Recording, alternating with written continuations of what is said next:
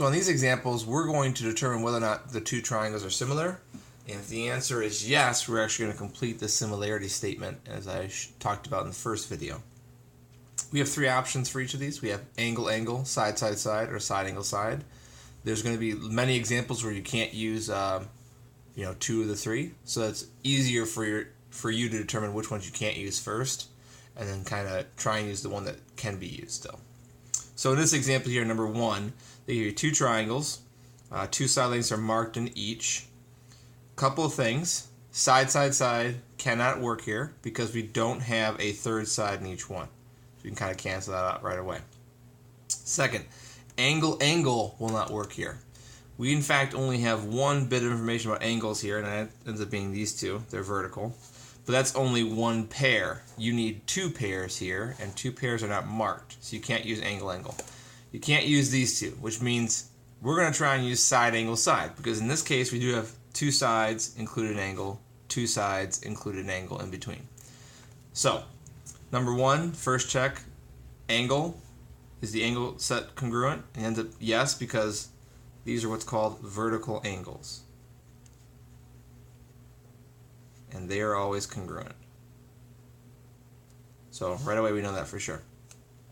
Next thing you gotta check is to see if the two side length pairs, the corresponding pairs, are actually proportional or the same ratio. So big over small is what I like to do.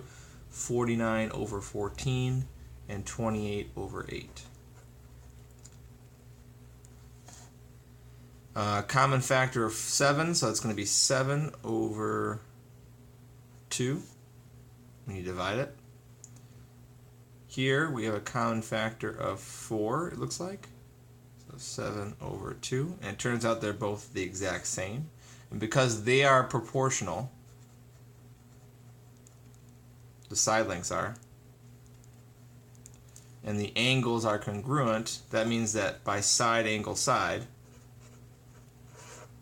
these two triangles are similar.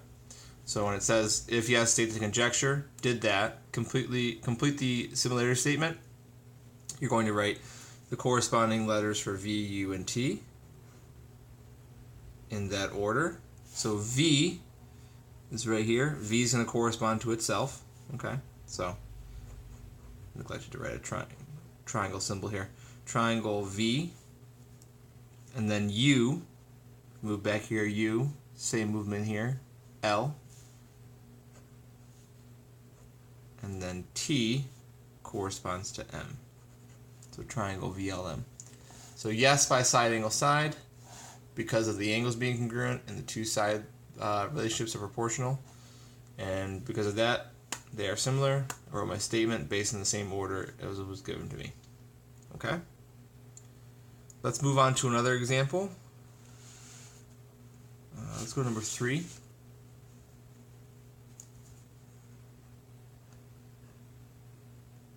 So it asks you, are they similar, yes or no? If yes, state the actual similarity statement afterwards as well. So this one here we have triangle VUT and JKL. You'll notice that no sides are marked anywhere whatsoever. So because of that, you can't use number 2 here, side, side, side, nothing's marked there. 3 also contains sides, you can't use them. You have to attempt to use the only one that does not include sides, that's angle, angle. Do we have two angles in each triangle that are congruent? And it turns out we do. This one has 2 arc marks, as long as this one does as well. K and U have the same amount of arc marks, so that means that we have 2 congruent angles there. Same thing here, single arc, T and J are congruent. So because of angle, angle, and that's because we have angle T congruent to angle J, and then we have angle U congruent to angle K, we can use angle, angle. Now you're going to write corresponding letters here based on the first name of the triangle. JKL, J corresponds to T, both of a single arc. K, 2 arcs, corresponds to U. That's the same order. L, lastly, doesn't have any markings, neither does V, so it goes in that order. So, yes, by angle, angle, write out your statement. Simply just state, some reasoning why. And that's essentially how you use your theorems. If we could turn to an example that possibly doesn't work, let's say number 5. Number 5, we have two triangles here, some markings, but no side lengths given again. So if there's no side lengths given, no information about, we can't use side to side or side angle side, so we got to try and use angle. So you got to ask yourself, are there two angles in each triangle that correspond, that are congruent? I have one pair right here, and I'll put tick marks to differentiate those two. Those are vertical angles. So that's one pair, but you need a second pair. And the problem here is that this has 2 arcs, this has 3 arcs, this has 1 arc, this has no arcs, which means we have no other pair that works. So we can't use angle because there is only one pair of congruent corresponding angles.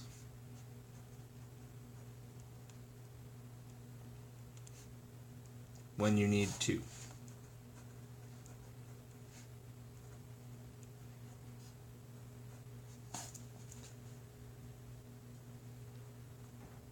So, I would approach every problem by first determining which of the 3 you can't use, isolate the one you possibly could, and try and attempt to use it. If it doesn't work out that the side lengths are proportional or the angles are congruent, then you're going to simply say no and state why. If the answer is yes, you're going to state which one you used, fill in the similarity statement, and then you're done.